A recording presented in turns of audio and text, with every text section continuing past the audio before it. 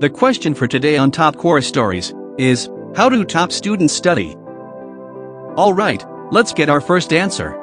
Arturo Deza, robot ophthalmologist, says,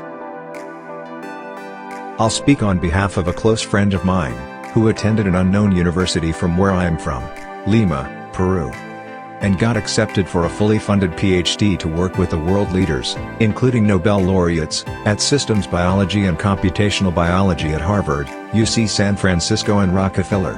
I'd like to add that he beat his competitors at interviewing for grad school from MIT, Harvard, Caltech, Stanford, Yale, and other top institutions. It's one thing to go to get a PhD at MIT because you did your undergrad at Caltech. But it's a completely different story if a kid from a developing country who went to a no-man's land university beats you at grad school and got to work with a Nobel laureate. This guy was the deal, and he went from zero to hero. His success story. 1. Discipline. He had no Facebook during his undergraduate years, and probably only went online for doing homework, assignments or coordinating projects. This reduced his distraction span to 0. 2. Emotional intelligence. He could control his emotional and sexual impulses. He was very socially intelligent around diverse groups, but he had in mind that having a girlfriend during his undergraduate years would be a major distraction. Both he and I when we were freshmen knew that we wanted to go to USA for a PhD, so we were lifelong buddies who always noticed the good and bad things about each other. While I would sometimes complain that he didn't go out on weekends, because he never did, he would always complain that I cared too much about appearance, partying and personal marketing. He was not socially handicapped as some people might think a nerd would be. He was actually a very mature person who could talk about anything. 3. Sacrifice. We came from a place where dogs literally walked inside our classroom, and cockroaches would on occasion crawl in our backpack in class. He didn't let any of this get to him. He actually used the poor infrastructure of our engineering building as a motivation, something like one day I'm going to get out of this hellhole, and do something great for science. He also had a great sense of patriotism. 4. Stellar passion and motivation. The first semester, I found out that he had the highest GPA of the whole class, and I immediately called him by the phone. I didn't understand a thing of what he said because the signal was low. However, the next day he seemed very depressed and told me that his grandfather had passed away. His grandfather was like his father to him and he never got the chance to tell him that he achieved first place in his engineering class. Little did we know, after a couple of weeks we realized not only was he the first in class, he was first in the entire campus achieving the highest GPA. Grades in Peru are from 0 to 20. And with no curve. He graduated summa cum laude 2 years ago, and got the highest GPA at our university over the last 30 years. The other person previous to him was Barton Zwieback, a renowned Peruvian string theorist and professor at MIT. 5. No pain, no gain. He went overkill sometimes to achieve his goal. I'm talking things like not having lunch to study an extra hour, sleep 4 to 5 hours a day at least 5 days a week, sleeping on the bus to get extra sleep time. And most dazzling thing of all was that most of the time he didn't go to class. He just stayed studying in the library and was at least 2 or 3 weeks ahead of the professor. Even if he did go to class, he rarely paid attention. He would go over his books to see what methods other authors would teach. He would buy and download at least 5 different books per subject and read them all to learn and to study for the test. He would go over all the proofs and learn them, study them, do them, sometimes reinvent the proofs or see if he could grasp the concept in anticipation of what the book would reveal. 6. Selecting friends. His paradigm for selecting friends, or colleagues, was impressive. He didn't care if it was me, a spoiled rich kid, or the son of a blue-collar family that was a national math Olympiad. He valued people for their ideas and it didn't matter to him where they were from, but where they were going.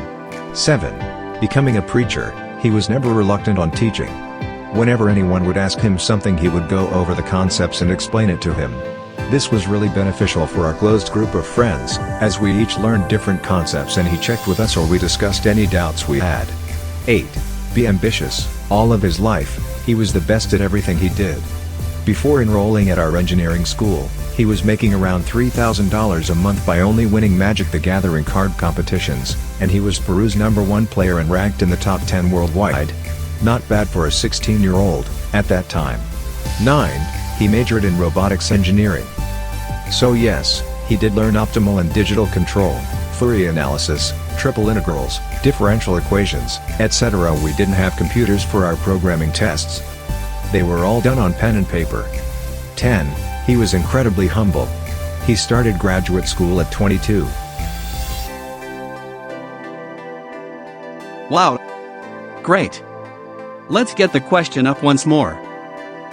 The question for today is, how do top students study? Punpunjung, theoretical condensed matter physics PhD candidate, says. The top student of the Cambridge A level of the entire nation of my cohort used to rent a room in my house. He is probably the international top student as well, since the Cambridge system is international. The first day he arrived at my house, his reputation already preceded him. My father sat him down over tea and made a pact with him. I value my own child's education greatly and I respect that he is a motivated friend like you. My dad solemnly expressed. Taking a breath and continued study with and Coach Peng Peng every day, and I do not intend to charge you a single dime of rent. So it began. Living under the same roof, I soon discovered that many girls have set their eyes on this promising student. He would remorselessly reject their advances if their dating requests would cost anything more than half an hour of his study time. He used to wake up around 8 a.m. in the morning and studied until 9 p.m. at night. Between 1 a.m. and 3 a.m., he woke up for a short period to revise over everything he learned the previous day. I was instructed to follow his schedule. 2 months into his lifestyle, my immune system began to weaken. Coupled with the fact that I was underweight, I caught fever twice during this short span. There was simply no way my health could keep up with his. Seeing that his plan did not work out for me, I decided to sleep at 9 p.m. every night to rebuild my resistance towards the elements. One night, he came knocking on my door. Why have you betrayed me?" he muttered gently, but looked as if he was about to cry. "I thought we were supposed to study together. Why have you forsook me?" That night, I learned that the would-be international top student really cared about me. He treated me like how he treated himself, but I unfortunately did not have the aesthetics to maintain that kind of academic burnout. Eventually, the A-level examinations came and he impressed all of us by becoming the national champion. I was an above-average student of the cohort. I was perfectly satisfied with my results because he made me realize what unwilling sacrifices I needed to be like him.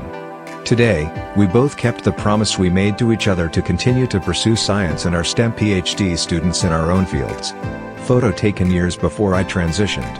He is the one who looks healthier, obviously.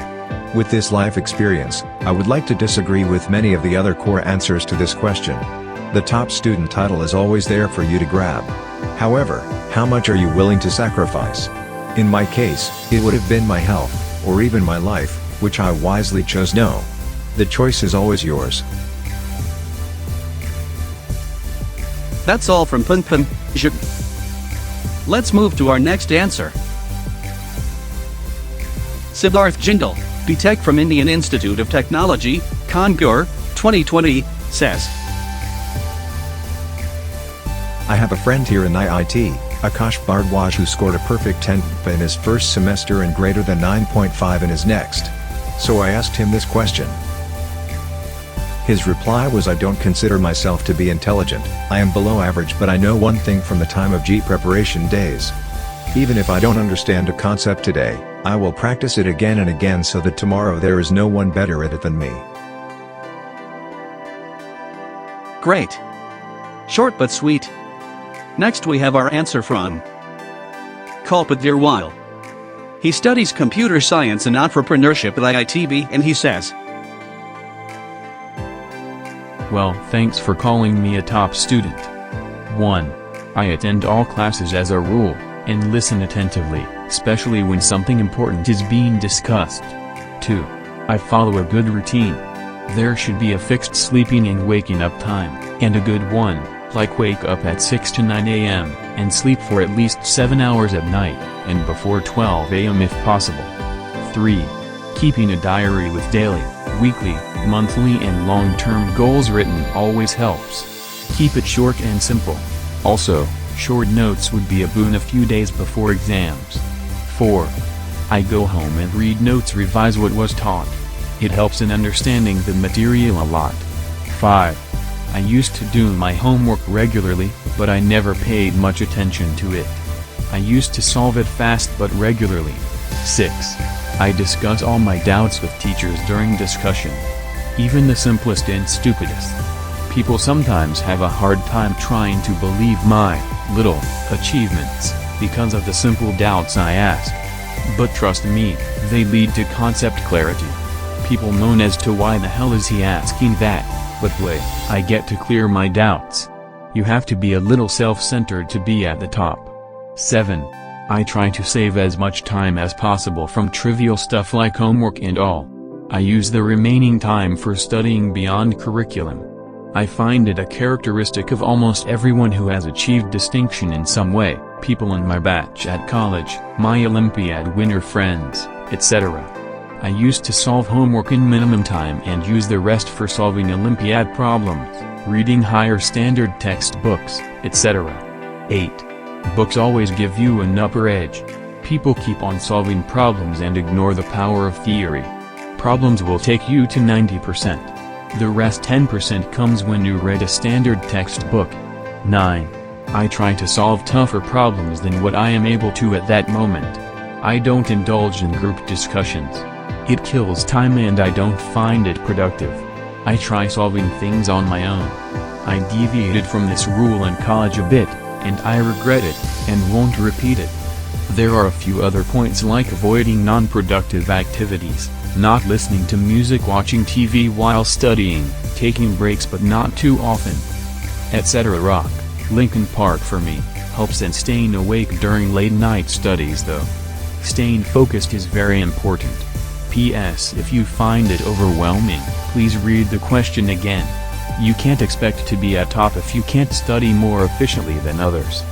BTW. Many of these points apply to JEE, +2 level competition preparation, but I feel they are quite applicable for college too, because I tried to unfollow a few of them and it wasn't for good. I'll update the list if I come up with more points. That's all from Culpit Virwile. Moving on, we have our next answer from Rob McQueen. He studied at Massachusetts Institute of Technology, and he says, I've been at MIT for the past 4 years in Course 6, Computer Science, and I'm currently studying for my last final exam. Here are some things that work for me. Teach it first. To understand new systems concepts, stand up in front of a chalkboard and act as if you're teaching it to a class. When you get to a point you don't know how to explain, talk it out.